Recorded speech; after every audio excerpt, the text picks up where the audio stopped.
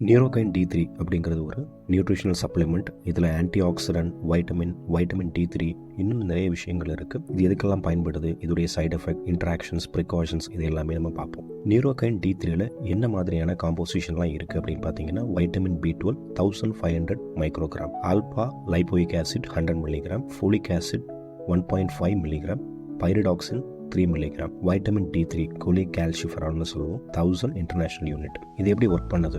B12 nerve டேமேஜை repair பண்ணுது, nerve ஃபங்க்ஷனை நல்லா சப்போர்ட் பண்ணும். ஆல்ஃபா லைப்போயிக் ஆசிட் அப்படிங்கிறது ஒரு ஆன்டி ஆக்சிடென்ட், இது நர்வ் டேமேஜை பார்த்தீங்கன்னா ப்ரொடெக்ட் பண்ணும். Folic acid red blood cell உருவாக்கத்துக்கு இது ரொம்பவே முக்கியம், கூடவே நரம்பு ஆரோக்கியத்தையும் மேம்படுத்தும். வைட்டமின் B6 பார்த்தீங்கன்னா நர்வ் கம்யூனிகேஷனுக்கு ரொம்பவே இம்பார்ட்டன்ட். வைட்டமின் D3 கால்சியம் அப்சார்ப்ஷனுக்கு ரொம்பவே இம்பார்ட்டன்ட். ஸ்ட்ராங் போன்ஸ் உருவாக்கத்திற்கும் மசில்ஸ்க்கும் இது ரொம்ப இம்பார்ட்டன்ட். யூசஸ் அண்ட் பெனிஃபிட்ஸ் அப்படின்னு பார்த்தீங்கன்னா, டயபெட்டிக் நியூரோபதியில், அதாவது டயபெட்டிஸில் நர்வ் டேமேஜ் ஆகும், அதை தவிர்ப்பதற்கு இதை யூஸ் பண்ணுவாங்க. ரெண்டாவது பெரிஃபரல் நியூரோபதி, கை கால்களில் மதமதப்பு, பர்னிங் சென்சேஷன், நம்னஸ் மாதிரிலாம் இருக்கும், அதுக்கு பயன்படுத்துவாங்க. மூணாவது வைட்டமின் B12 டெஃபிஷியன்சியை சரி பண்ணுறது. நாலாவது வைட்டமின் D டெஃபிஷியன்சியை சரி பண்ணுறதுக்கு. அஞ்சாவது பொதுவான ஒரு நியூட்ரிஷனல் டெஃபிஷியன்சி இருக்கும் போதும் இதை கொடுப்பாங்க. வீக்னஸ், ஃபேட்டிக், அதாவது ரொம்ப சோர்வாக இருக்கிறது, நரம்புல வலி ஏற்படுறது, சில நேரம் உடம்புல அடிபட்டிருக்கும் அதுக்கப்புறம் ஒரு வலி ஏற்படும், அந்த மாதிரி கண்டிஷன்லையும் கொடுப்பாங்க. ஜென்ரலான ஒரு நர்வ் ரீஜெனரேஷன், நரம்புகளை பழைய நிலைக்கு ஆரோக்கியமாக கொண்டு வர்றதுக்கும் இதை ப்ரிஸ்கிரைப் பண்ணுவாங்க.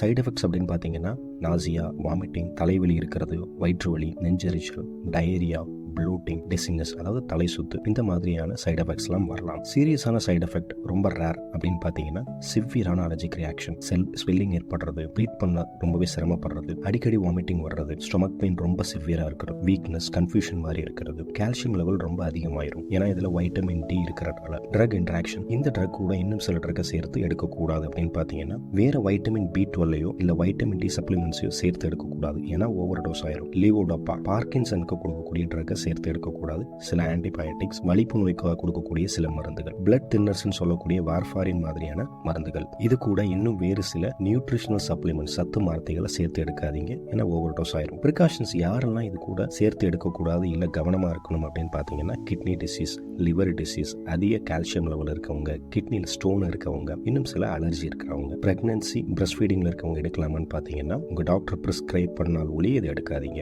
எப்படி நியூரோகைன் D3 எடுக்கலாம் அப்படின்னு பார்த்தீங்கன்னா, உங்க டாக்டர் பிரிஸ்கிரைப் பண்ண கால அளவுக்கு மட்டும் எடுங்க, ஒரு நாளைக்கு 1 மட்டும் எடுங்க. அதர்வைஸ் உங்க டாக்டர் எவ்வளவு பிரிஸ்கிரைப் பண்றாங்களோ அதை ஃபாலோ பண்ணுங்க. சாப்பிட்டதுக்கு அப்புறம் எடுத்துக்கோங்க, ஏன்னா ஸ்டொமக் அப்செட்டை இதில் ப்ரிவென்ட் பண்ண முடியும். வேற ஏதாவது ட்ரக்கை பற்றி நீங்க தெரிஞ்சுக்கணும் அப்படின்னா கமெண்ட் பண்ணுங்க, கண்டிப்பாக அதை பற்றி எக்ஸ்பிளைன் பண்றேன். தேங்க்யூ.